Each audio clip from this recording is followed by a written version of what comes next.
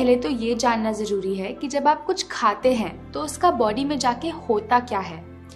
पहले तो खाना आपके पेट में जाता है जहाँ पे वो टूटता है, फिर आपकी इंटेस्टाइन्स में यानी कि आपकी आंतों में, और आखिर में वो वेस्ट बन के बॉडी से बाहर निकल जाता है।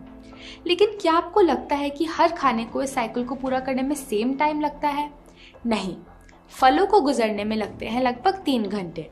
1 घंटा आपके पेट में, 1 घंटा आपकी स्मॉल इंटेस्टाइन में और 1 घंटा आपकी लार्ज इंटेस्टाइन में। सब्जियों को लगते हैं लगभग 6 घंटे। क्या आप जानते हैं कि अन्न जैसे कि रोटी, चावल, दालों को कितना टाइम लगता है? लगभग 18 घंटे।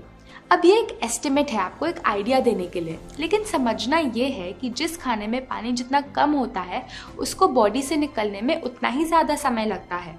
अब अन्न को डाइजेस्ट होने में लगते हैं लगभग 18 घंटे, लेकिन हम में से ज़्यादातर लोग तो दिन में 3-3, 4-4 बार अन्न खा रहे हैं। मतलब पहले वाला पचा नहीं, हमने ऊपर से और डाल दिया, और फिर नेचुरली पहले वाला खाना बॉडी से वेस्ट के रूप में बाहर नहीं निकलता। अंदर ही अंदर वो सड़ता है, वायरस, फंगस और कीड़े पैदा करता है। आपने शायद लोगों के पेट में कीड़े मिलने वाली स्टोरीज सुनी हो। अब ऐसा तो नहीं कि उन लोगों ने कीड़े खाए, तो वो कीड़े वहां तक कैसे पहुंचे? एक्चुअली वो अंदर सड़ रहे, ना पचे हुए खाने से पैदा होते हैं। आपने सुना होगा, you are what you eat. ठीक है, पर सच्चाई तो ये है, you are what you ate. जो बर्गर हमने 1 साल पहले खाया था, क्या पता वो अभी भी अंदर पड़ा सड़ रहा हो। चीज़ें जैसे ब्रेड, चीज़, नमकीन, स्नैक्स, बिस्किट, चाय, कॉफ़ी या फिर वो हर चीज़ जो हमें मदर नेचर से, माँ प्रकृति से सीधा सीधा नहीं मिलती, उसे पचाना और बाहर निकालना बॉडी के लिए बहुत मुश्किल होता है।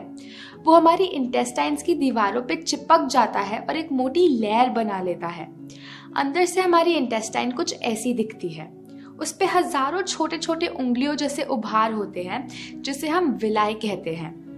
इंटेस्टाइन पर जो भी लगा होता है, ये विलाई उसको अपने अंदर सोख लेते हैं और ब्लड में भेज देते हैं, और ब्लड के जरिए वो बॉडी के हर अंग में पहुंच जाता है।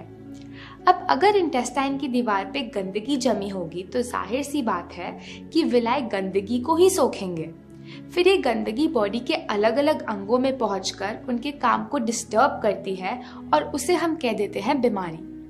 अगर ये गंदगी हमारी स्किन में जम जाती है तो हम उसे कह देते हैं एक्ने, एक्जिमा, सोराइसिस। अगर ये स्टोन बन के किडनी या गॉल ब्लैडर में जम जाती है तो हम इसे कहते हैं पथरी। ऐसे ही मोटापा, अगर आपको वजन कम करना है तो अंदर से गंदगी को निकालना होगा। अगर ये गंदगी ब्लड को भारी कर देती है और हार्ट को ब्लड को पंप करने के लिए ज्यादा प्रेशर लगाना पड़ता है तो हम इसे कहते हैं हाई ब्लड प्रेशर। अगर ये ओवरीज में गांठ या सिस्ट बन के जम जाती है तो हम इसे कहते हैं पीसीओडी, मेंस्ट्रुअल डिसऑर्डर्स। अगर ये इंटेस्टाइन्स में जम जाती है तो हम इसे कह देते हैं कब्ज, और कब्ज सभी बीमारियों की जड़ है। अगर ये हमारे एयरवेज में जम जाती है तो हम इसे कहते हैं एस्थमा। अगर हमारी आर्टरी में जम जाती है तो हम इसे कह देते हैं कोलेस्ट्रॉल। आज ये शायद एक छोटी सी बीमारी बन के बैठी हो, लेकिन अगर हमने इसको साफ नहीं किया तो कल को ये बहुत डेंजरस बीमारी बन के बाहर आ सकती है, जैसे ट्यूमर या फिर कैंसर सेल। तो जब आप इस गंदगी को बाहर निकालेंगे तो सारी बीमारियां अपने आप ठीक हो जाएंगी, क्योंकि जो बॉडी अंदर से साफ है उसमें कोई बीमारी हो ही नहीं सकती। हमारी ये ह्यूमन बॉडी माँ प्रकृति की एक बहुत